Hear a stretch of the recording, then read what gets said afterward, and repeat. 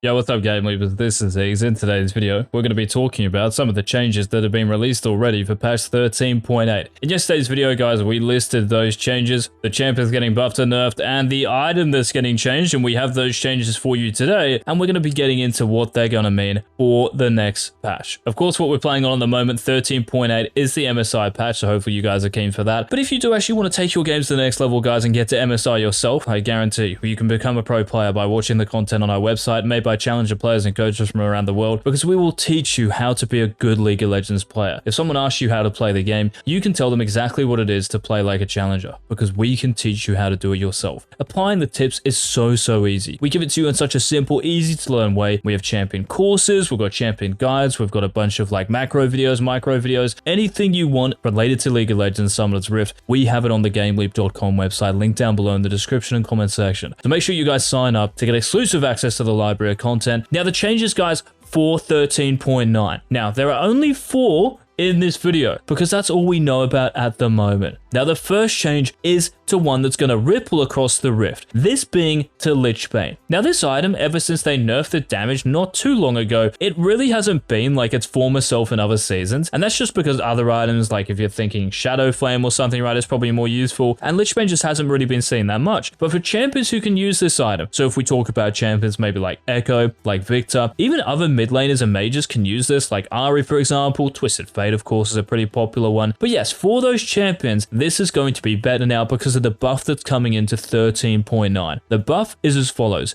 The AP is increasing from 75 to 85. I tried to be hyped about this, guys, I really did, but it's not really the biggest buff. It's pretty lackluster, to be honest. Yes, this is going to be nice for Victor, I think, especially. TF, this is better for Echo, like all the champions I mentioned. But even in terms of gold efficiency, it's not the most efficient item unless you're like proccing the autos a lot. So I don't really think it's going to change too much. I think they could have done more here. But yeah, I guess little steps. And yeah, those champions who are building this item, they are going to be happier. So yeah, buff is a buff, but I think it could have been more substantial. Now, maybe one buff that might be substantial. I mean, honestly, probably not. But this change to Jinx, the nerf coming into Jinx in 13.9, is this going to mean that she's no longer going to be the most OP AD carry in the game? And for a champion who's picked like by far the most out of all the champions in the game, to still be an S+ tier champion in every single elo and above like 51% win rates, is this nerf going to stop that? So the nerf is as follows. Your AD growth, so the growth you're getting per level, is going down from 3.4 to 3.15. So this means that as you start scaling into a game, into the mid game, into the late game, you're getting less attack damage over the course of a game, which affects your scaling. And because you're an AD carry who cares about this, this will affect your performance 100%. But it's not, again, kind of like the Lich Bane buff, not the most substantial of hits here. The fact you're still holding on to the attack speed buff from the start of season 13 or like whenever it was a few patches ago, that's really like the strength of Jinx at the moment. And just the fact as well that you can get out of the laning phase at the moment, because there really aren't that many scary lanes for you, it just means that yeah, you can get to the mid to late game, you can get to Kraken Slayer, Infinity Edge, and I should probably also mention that the critical strike chance now from Infinity Edge or Navori, the fact that it's now proccing the passive or 40% crit has even been amazing for Jinx because it accelerates that power spike that would have come at 3 items. It now comes at 2 items. So you're scaling and yeah, big power spike is just earlier in a game. So you're safer earlier in a game. You're more powerful earlier in a game. That's been huge. So the AD growth nerf that's going to hit Jinx in 13.9, like you might feel this. But again, it's not the biggest value that's dropping in the world. So I don't think it's going to be too bad. Her win rate will certainly drop, but I don't think it's going to knock her off that top pedestal really that much. Now another champion who's getting just one change in 13.9. This is one of the more versatile champions in the game because you can play her in the mid lane, you can play her in the jungle, this being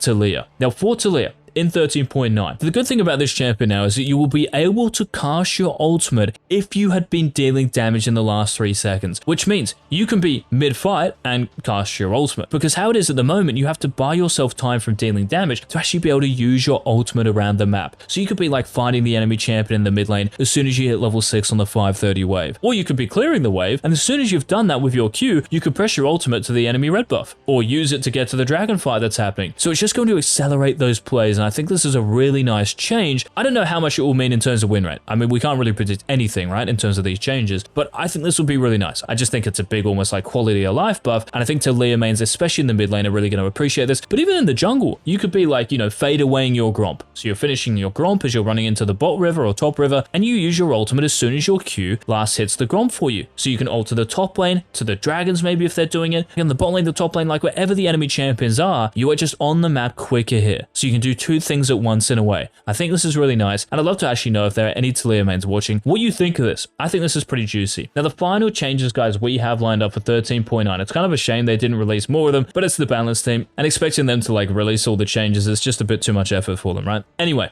the last champion to talk about here is a bit like Taliyah because he's very versatile. You can play him in the mid lane, maybe top lane, although less popular these days. You can play him as a support, even AP carry bot lane. Now, for all you Swain mains out there, for all you Crow lovers, this champion is actually getting some legit buffs. So let's go through them. And all of them, by the way, are to your Q. So let's listen. Q-based damage is increasing by 5 at each level. Your Q's AP ratio is increasing from 38% to 40%. What does that mean? So these two buffs, the base damage, early game buff. This is going to help your farming in the early game, poking the enemy champion, especially if you can land your E onto them. The AP ratio is more late game based, because the more AP you get, the more damage your Q is going to deal. So as you start buying items, this will be really effective in the late game, and that's when Swain is at his best. Your Q's bonus base damage per bolt is increasing as well by 3 across the board. And also the Q's bonus AP ratio per bolt is increasing from 8% to 10%. And I've heard a few rumblings from the Swain community that this is actually a pretty good buff for this champion. What do you guys think? Like, to any Swain mains watching, what do you think about this? Should they have buffed something else? Maybe like his healing from his ultimate, because Griever Twins are like pretty effective now and easy to buy. Should they have buffed something else in his kit? Should they have made these buffs to his Q even better? Let me know your thoughts in the comment section. But yeah, this has been Eggs. Thank you so much for watching. Hopefully the changes, all of them, will get released soon and we can go through them together. But yeah, thank you so much for watching. Please leave a like on the video if you did enjoy it. Remember to hit that subscribe button so you don't miss our future Season 13 uploads. And yeah, this has been Eggs.